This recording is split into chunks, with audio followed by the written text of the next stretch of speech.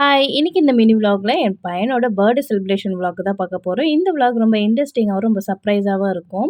இந்த வருஷம் அவருக்கு 6 இயர்ஸ் முடிச்சு 7 இயர்ஸ் வந்து ஸ்டார்ட் ஆகுது. என்னதான் வந்து வருஷம் வருஷம் பர்த்டே வந்தாலும் ரொம்ப கஷ்டமா இருக்கு. ரொம்ப வளர்ந்துட்டே போறாங்கன்னு சொல்லிட்டு, மார்னிங் எழுந்தோனே சாமிலாம் கும்பிட்டுட்டு பிளெஸிங்ஸ்லாம் வாங்கிட்டு, அதுக்கப்புறம் கோவில்லாம் போயிருந்தோம். அன்னைக்கு சனிக்கிழமைன்றதுனால பெருமாள் கோவில் போயிருந்தோம். அதுக்கப்புறம் அண்ணி அவரோட ஸ்பெஷலா பூரியும், குருமாவும் செஞ்சிருந்தோம். ஈவினிங் போல தான் கேக் கட்டிங்லாம் வந்து பிளான் பண்ணியிருந்தோம். அவர் வந்து 7 கிஃப்ட் வரணும்னு சொல்லிட்டு வந்து சொல்லியிருந்தாரு.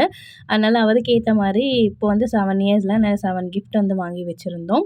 அது எல்லாமே வந்து சர்ப்ரைஸ் பண்ணிட்டு கொஞ்சம் ரீல்ஸ் எல்லாம் எடுத்துட்டு, அதுக்கப்புறம் பார்த்தீங்கன்னா வந்து கேக் கட்டிங் தான் வந்து பண்ணியிருந்தோம்.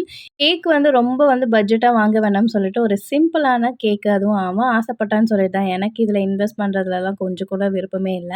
அதுக்கப்புறம் இந்த போன வருஷத்துலேருந்து அவர் வந்து ஒரு ஹேபிட் வந்து ஆரம்பிச்சாரு. என்ன பார்த்தீங்கன்னா வந்து ஒரு நல்ல விஷயம். பர்த்டே டூ பர்த்டே அந்த 1 இயர்ல வந்து உண்டியல்ல வந்து காசு சேர்த்து வச்சு, அவனுக்கு புடிச்ச மாரி ஐட்டம் பர்த்டே அன்னைக்கு வாங்கலாம்னு சொல்லிட்டு, அதே மாரி சேர்த்து வச்சான்.